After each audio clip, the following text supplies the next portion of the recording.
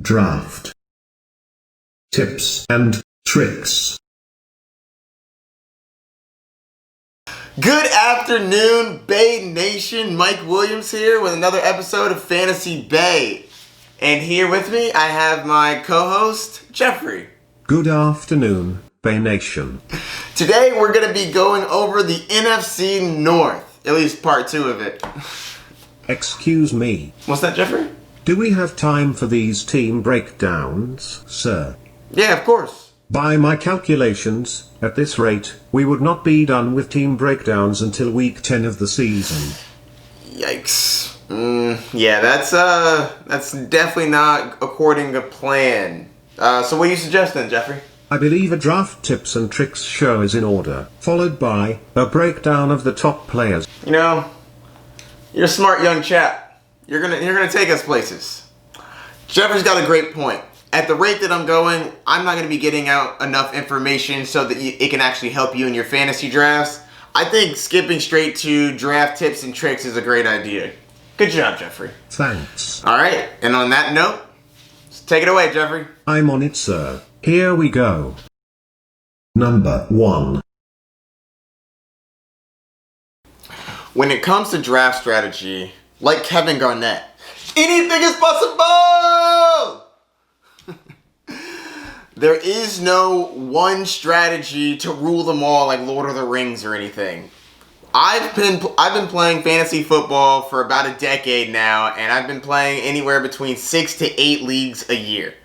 And I have seen every strategy win. 0 running back heavy. I'm going to draft a quarterback in the first or second round for some strange reason. I've seen everything win. There is no one strategy that is better than the others. Fantasy football is not won at your draft. There are plenty of things that happen throughout the season that are going to help you win your league.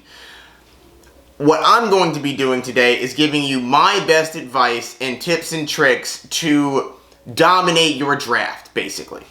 So, that's tip number 1. All right. On to the next one. Jeffrey? I'm on it, sir. Number 2. Know your league rules. It is extremely important to know your league rules going into the draft. It completely changes the way that I draft. The different players are more valuable. Know the settings. Is it standard, PPR, half point PPR? For those who don't know, PPR stands for point per reception. It basically means every time a player catches a ball, they get a point. Or in half point PPR, they get half a point for the reception. That changes a lot of different aspects of who you draft, where you draft them, the value of that player. So that's super important to know going in. Another thing, just scoring settings in general. Is there a premium on tight ends? Do they score more points in this league?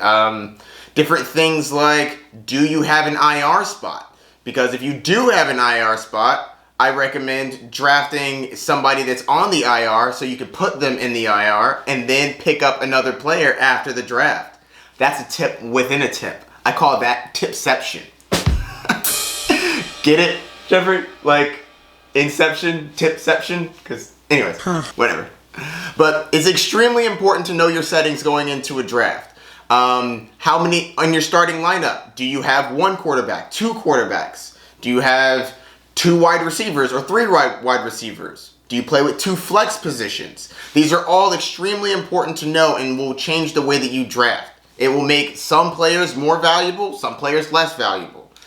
Put a higher premium on certain positions and decrease importance of other positions. So know your league rules going into your draft. You're already going to be ahead of the game. Number 3. All right, the next tip, understand value. Each position has different amounts of value when you're drafting. Like, a lot of rookies come in and they think, the quarterback's the most important person on the team. Of course I need to draft him first. No, you don't. You draft based on value and position scarcity. So, at the top of that list are running backs. Running backs there are very few top end running backs, and they run out much faster than the other positions. Next on that list are wide receivers, they run out a little later than running backs, but they eventually, you can find value later on in the draft with wide receivers, but there's definitely a difference between the top end wide receivers, the middle end wide receivers, and the low end flyer type wide receivers. So after wide receivers become quarterbacks. Quarterbacks can be found very late in the draft, so in my personal opinion, they shouldn't even have a premium. You can draft them pretty late.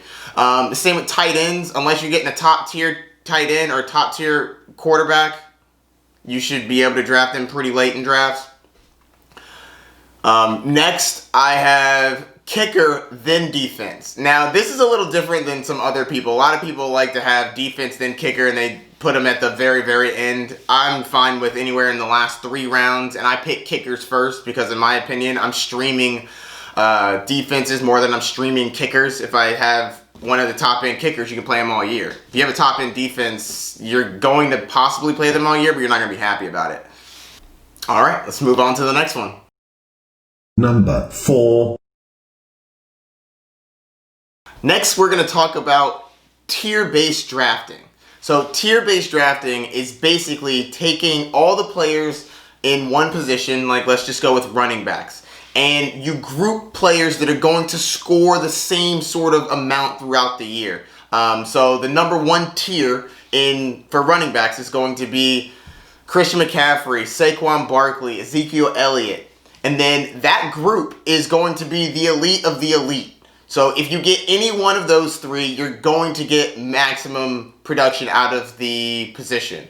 The next tier, which would basically mean the next best group, would be Dalvin Cook and Alvin Kamara, Derrick Henry. They'll be grouped together. And I'll have a whole episode on tiers, so I don't want you to pay attention to specifically just the names, just the concept behind it. That top group is the best. That next group, they all score around the same. So you can use this in your drafts basically by, let's say you're at pick 8 and you're a 10-man league and you're going in at 8. You notice that there are 5 people left in the tier for wide receiver and 2 players left in the tier for running back.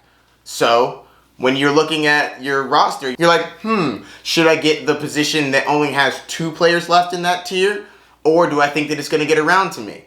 I would say that you take the position that has the fewest amount in that tier that you like, and then when it comes around, you get the wide receivers that had 5 in that tier. So you know guaranteed that one of those 5 wide receivers is going to come back to you. And that's basically how you use tiers. And don't forget to refer back to the previous step, or refer back to the step about value. Running back, down a little. Wide receiver, down a bunch. Quarterback, then tight end. And then kicker. And then defense. Those are way less important than the wide receivers and running backs that you're going to be loading your roster up with. Alright, so that's tier-based drafting. On to the next one. Number 5. Avoid risk in your first couple of picks. Everybody in the first couple of rounds are fantastic. Newsflash, that's why they're up there, because they're amazing.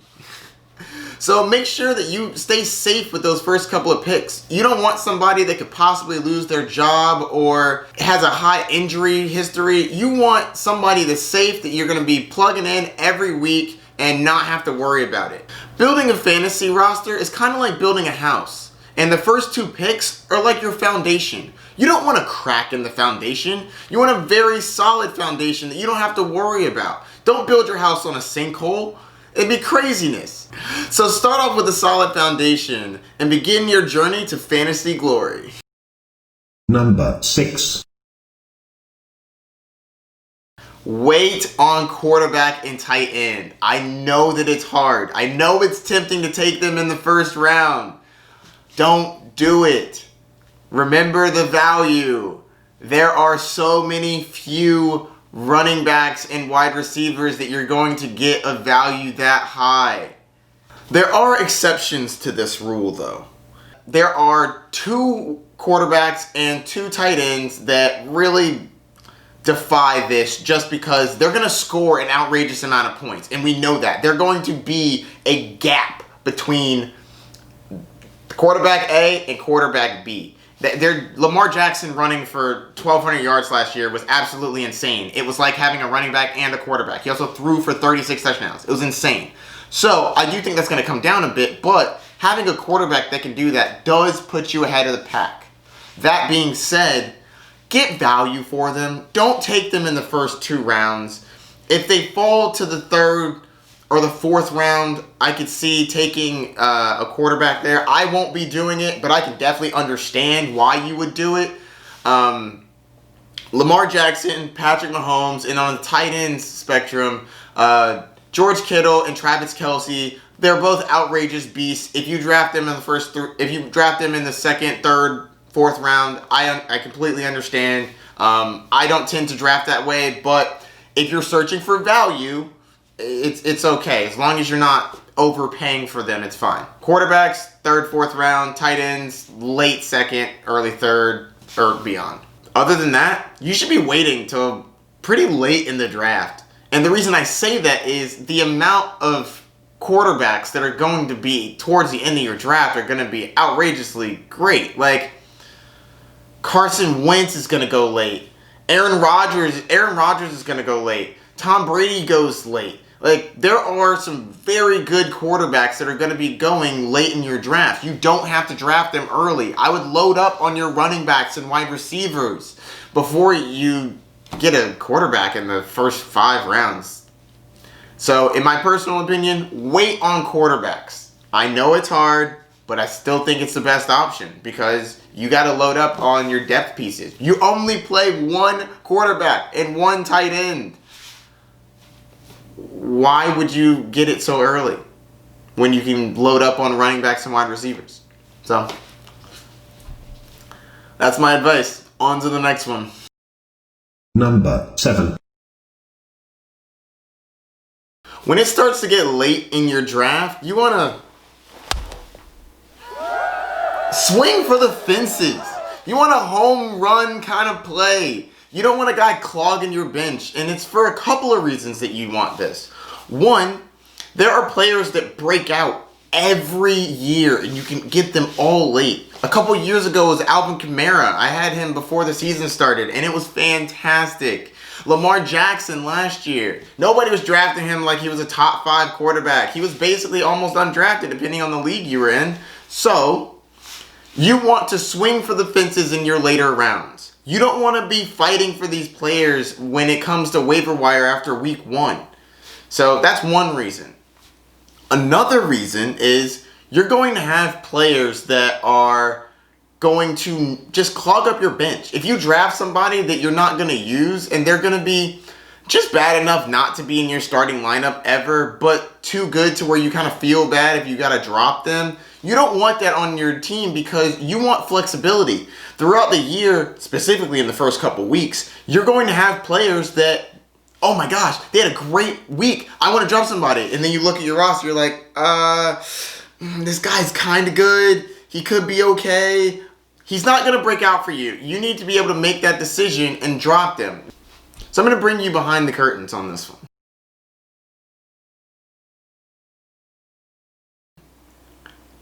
I actually am not good at this. I see somebody that I think can be pretty decent. And I'm like, that guy. You know, why is he still here? He's going to be pretty solid. And you know what? I never end up drafting him. I always end up just having him on my bench, and he's there for forever, and he doesn't break out, and he's just there. You want to have a player that you know what you have. Either the first couple weeks, he's going to get play, or he's not going to get play. He's going to get a lot of work, or he's not going to get a lot of work, and you can move on from him. You want to be able to move on from some players because you need flexibility when you see potential breakouts in the future. You don't want to be handcuffed to guys that you're not going to use.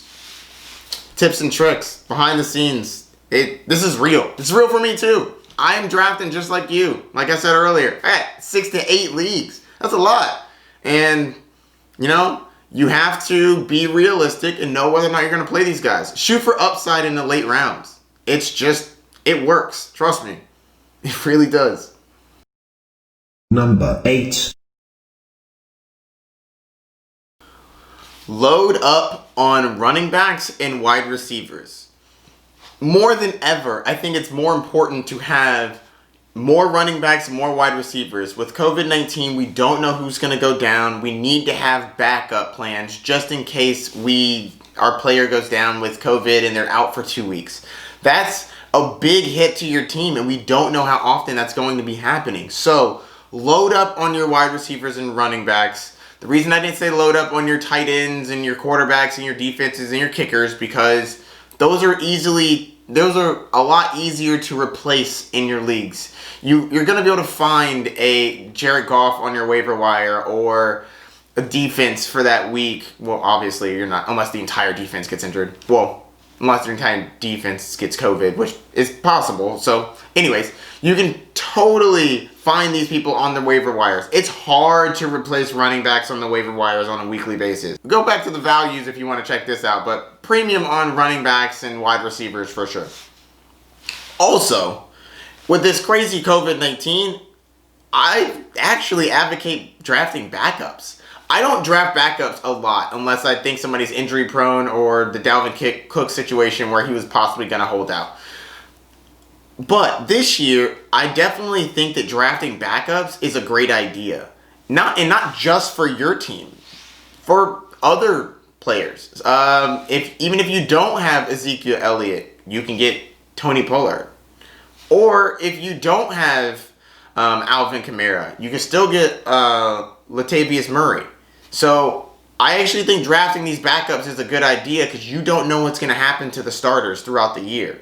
And if any one of the starting running backs goes down, that leaves opportunity. And in some cases, those players could be top 5. And that could win you your week and possibly your league, depending on how long they're down. Number 9.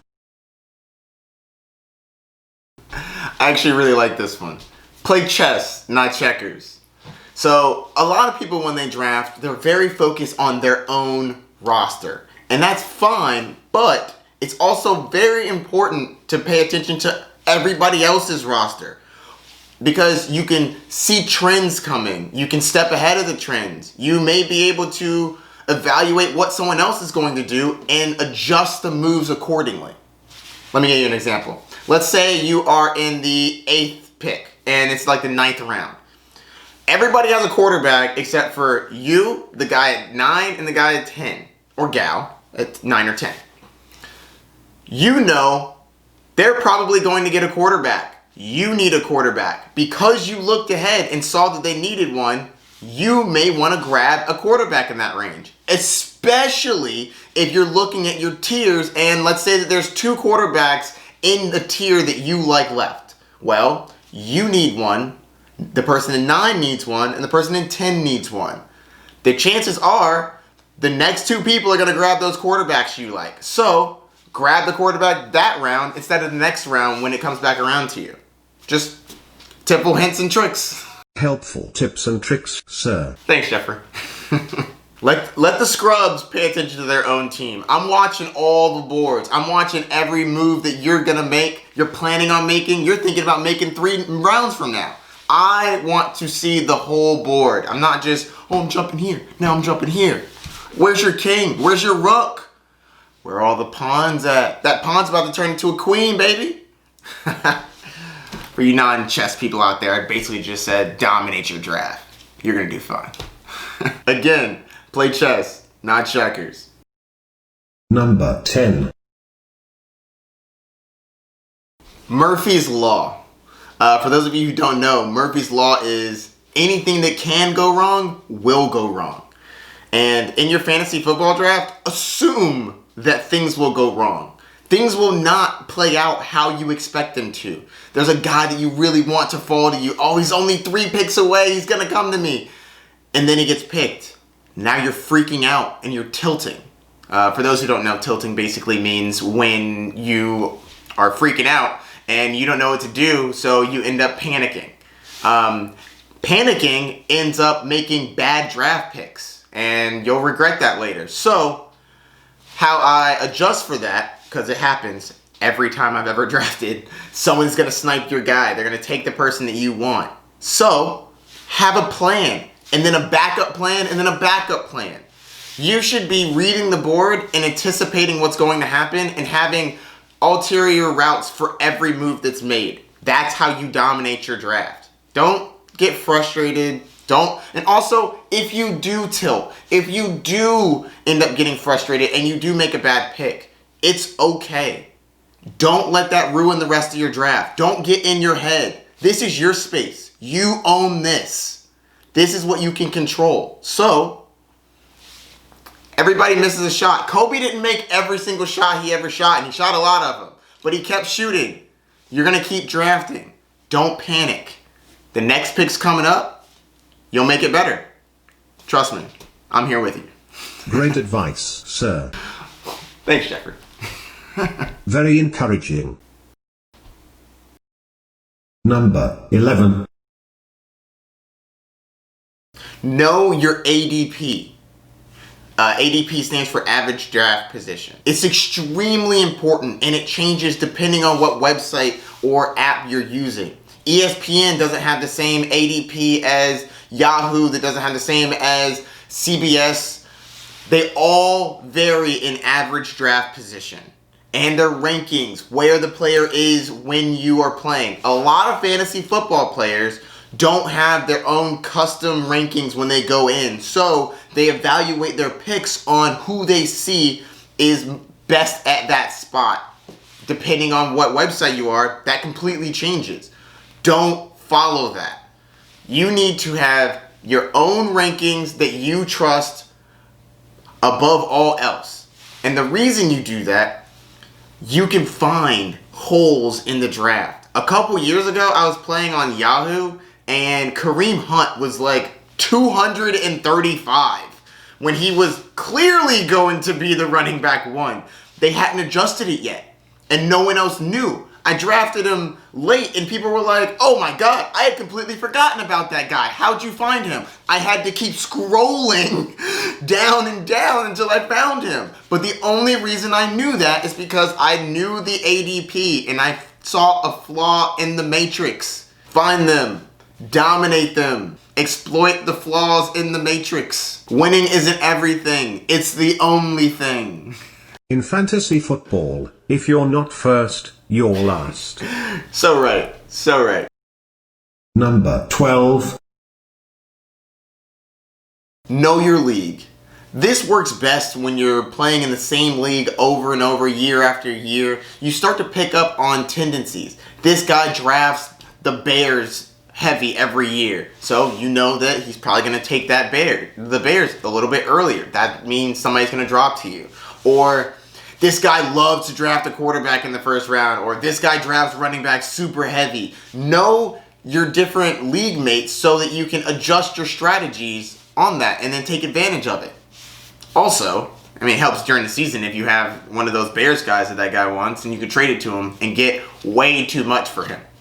That's a tip for later. I'll be giving out some tips and tricks for in-season play, how to dominate your fantasy season.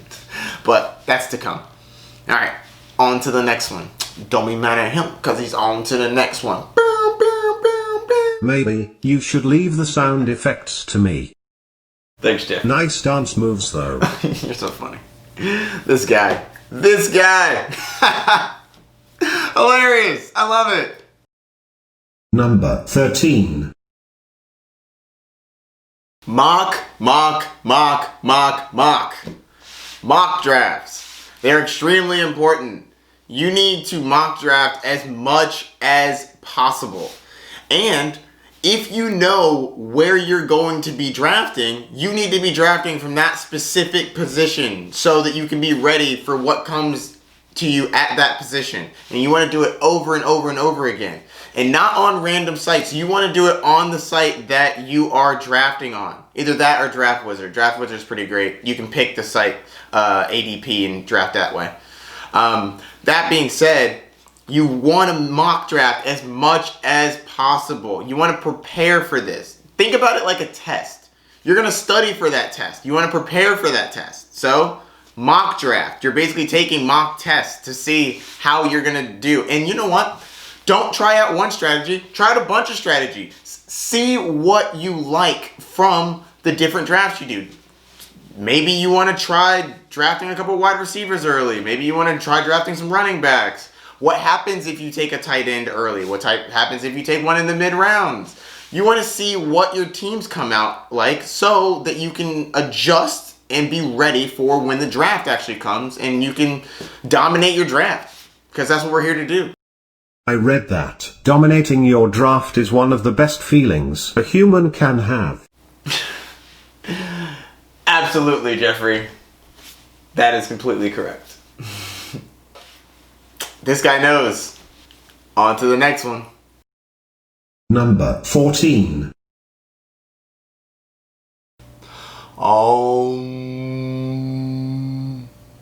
Let the draft come to you. Do not wish to control the draft. What I mean by that is, let the draft come to you.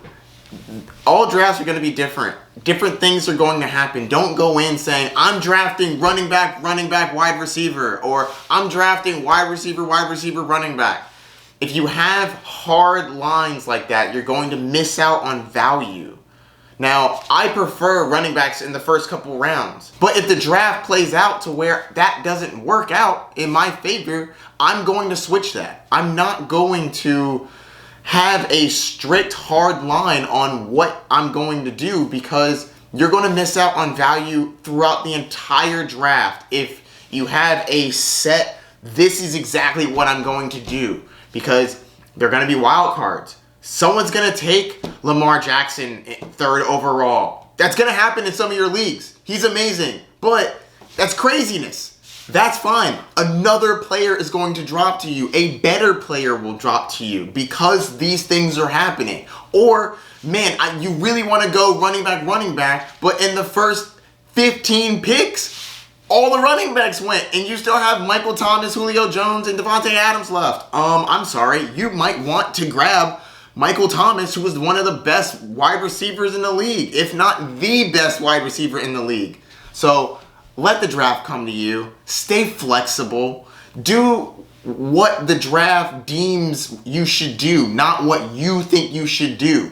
I know that's kind of silly, but it's kind of important, because you're going to miss out on value, and don't worry, somebody else is going to be scooping up that value right behind you. So that's why it's your job to take that value and exploit it. You got this. Here. That's right, Jeffrey. Number 15. You don't win your league at the draft. No matter how good your draft is, you don't win your league at the draft. You're going to need to make waiver wire selections. You got to start your studs. You got to make sure that you're doing the little things throughout the season to get to that championship. I'll be there to help you along, but you can't just set it and forget it. There are bye week situations you're going to have to deal with. Possible trades that you should make. Your team's not going to look exactly the same as when you drafted it. And that's by design. You don't want the same exact team that you started with. There are people that are going to break out. Some people are going to bust. You're going to need to move on from some people. Add some other people. And that's going to work out in your favor because you're going to be here. You're going to be paying attention. Some other people are going to get tired and lazy. You are going to focus because you are here to win. Winning isn't everything. It's the only thing. You win or you go home. There's like 1,000 cliches for that. So that was tips and tricks, and I am hoping that this helps you during your fantasy football draft. Let me know if you have any questions. Hit me up in the comments. Don't forget to like and subscribe. Jeffrey, you got anything on the way out? Good luck in your draft, Spain Nation. All right. Good luck drafting. Peace.